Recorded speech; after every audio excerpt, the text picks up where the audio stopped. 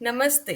चलिए आज सीबीएसई की कक्षा 10 की पाठ्य पुस्तक स्पर्श भाग 2 के पाठ 8 कर चले हम फिदा के प्रश्न उत्तर करते हैं। ये कविता कैफी आजमी के द्वारा लिखी गई है। प्रश्न 1। क्या इस गीत की कोई ऐतिहासिक पृष्ठभूमि है? हाँ, इस गीत की एक ऐतिहासिक पृष्ठभूमि है। सन 1962 में भारत पर चीन ने आक्रमण किया। युद्ध में अनेक सिपाही लड़ते लड़ते शहीद हो गए।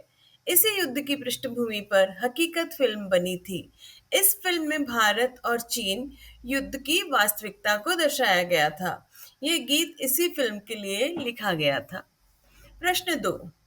सर हिमालय का हमने न झुकने दिया।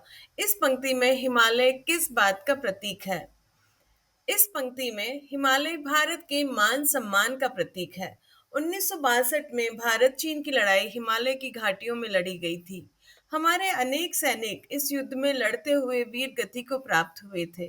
हिमालय की बर्फीली चोटियों पर भारतीय जवानों ने बहादुरी एवं बलिदान की अनोखी मिसाल कायम की थी। भारतीय सेना के वीर जांबाजों ने अपने प्राणों का बलिदान देकर भारत के सम्मान की रक्षा की थी। प्रश्न 3। इस गीत में धरती को दुल्हन क्यों कहा गया है? इस गीत में सैनिकों और भारत की भूमि को प्रेमी प्रेमिका के रूप में दर्शाया गया है। जिस प्रकार दूल्हे को दुल्हन सबसे प्रिय होती है, उसकी सुरक्षा की जिम्मेदारी वह बखूबी समझता है। ठीक उसी प्रकार इस धरती रूपी दुल्हन पर सैनिक रूपी प्रेमी कभी विपत्ति सहन नहीं कर सकते। इसी समानता के कारण भारत की धरती को दुल्हन कहा गया है। प्रश्न 4। गीत में ऐसी क्या खास बात होती है कि वे जीवन भर याद रह जाते हैं?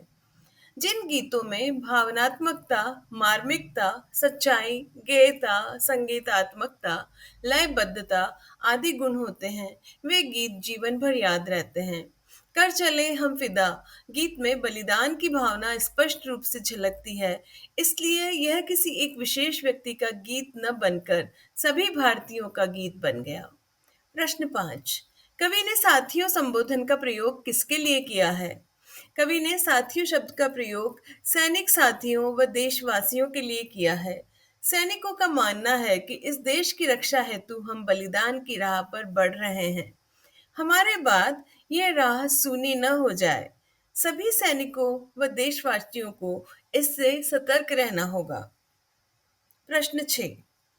कवि ने इस कविता में किस काफिले को आगे बढ़ाते रहने की बात कही है?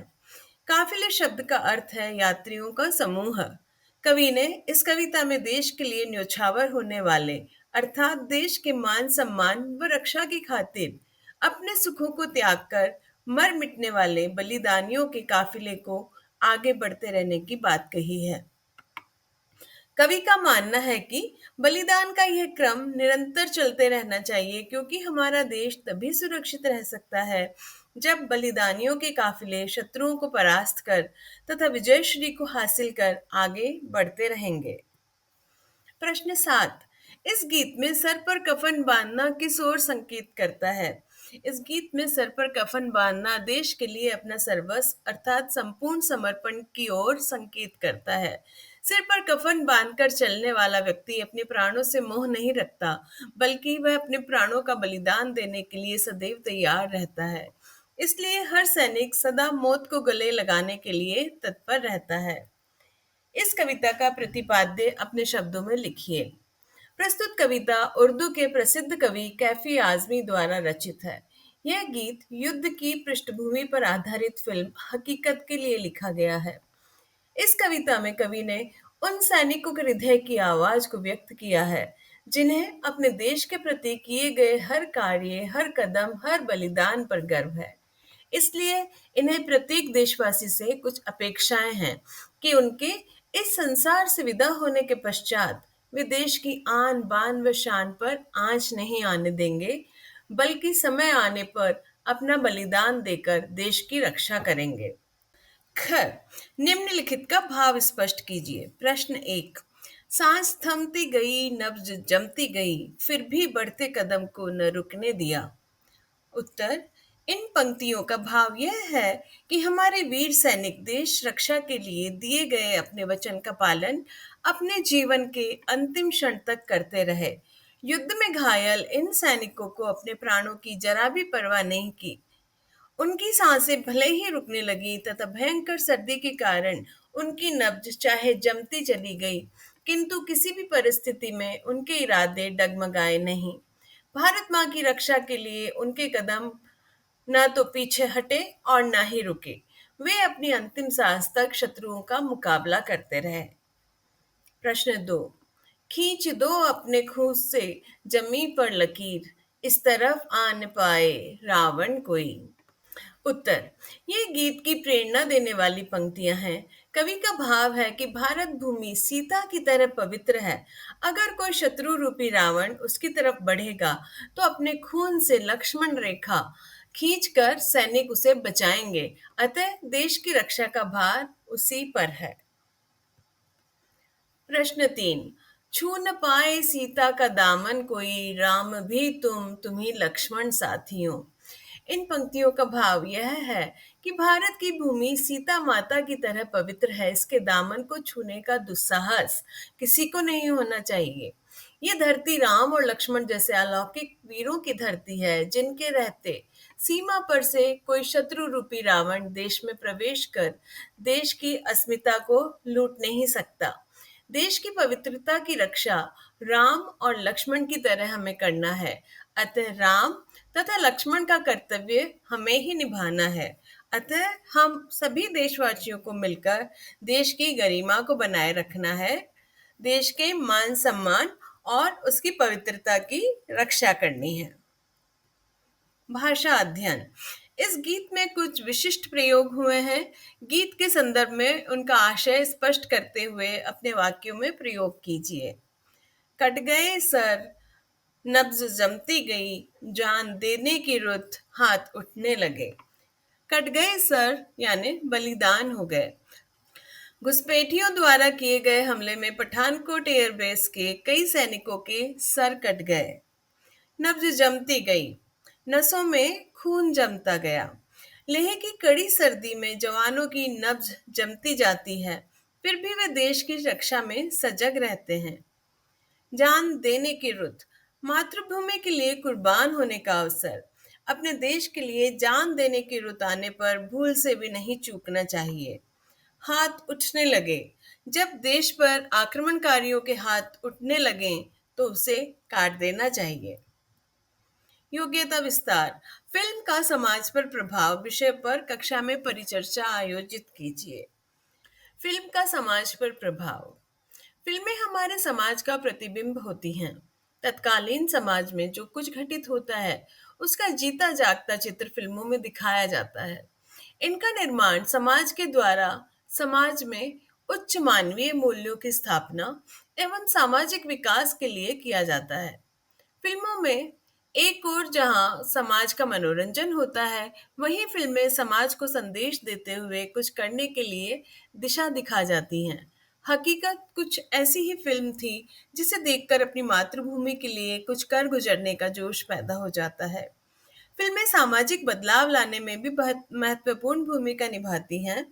सामाजिक कुरीतियां, दहेज प्रथा, नशाखोरी, जातिवाद आदि पर अंकुश लगाने में फिल्मों की भूमिका सराहनीय होती है।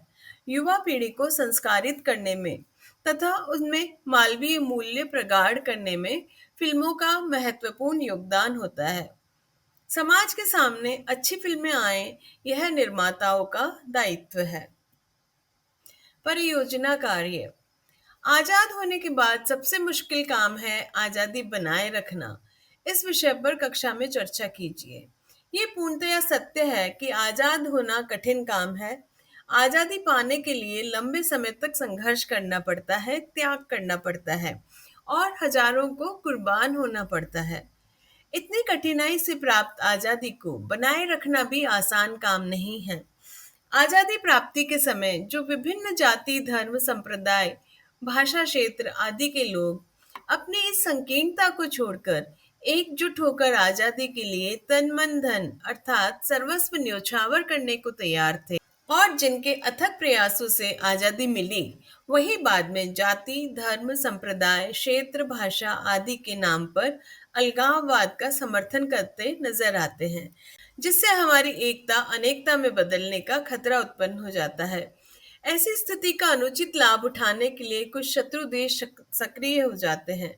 वे तरह तरह के हथकंडे अपनाकर हमें गुलाम बनाने की कुचेष्टा करते हैं। वे हमारी फूट का लाभ उठाते हैं। वे धन, छल बल, कूटनीति का सहारा लेकर एकता को कमजोर करने का प्रयास करते हैं। इसमें तनिक भी सफलता मिलते ही वे दंगे भड़काने का प्रयास करते हैं, भेदभाव को उकसाते हैं ताकि हम आपस में ही लड़ मरें।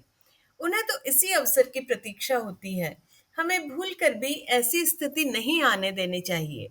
यद्यपि कुछ लोग दिग्भ्रमित होकर गलत कदम उठा लेते हैं, परंतु हमें ऐसे लोगों को भी सही राह पर लाने का हर संभव प्रयास करना चाहिए और अपनी आजादी को हर संभावित संकट से बचाना चाहिए।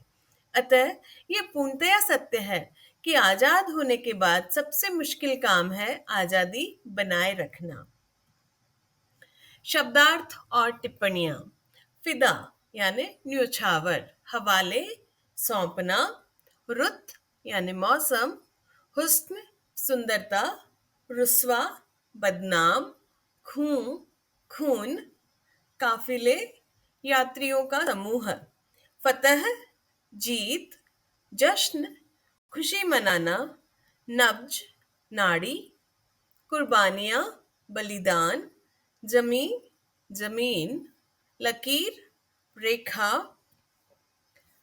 तो आशा है आज का वीडियो आपको पसंद आया होगा। इसे लाइक और शेयर करना ना भूलें, और चैनल को अब तक सब्सक्राइब नहीं किया है तो please do subscribe and hit the bell icon for notifications. Thank you.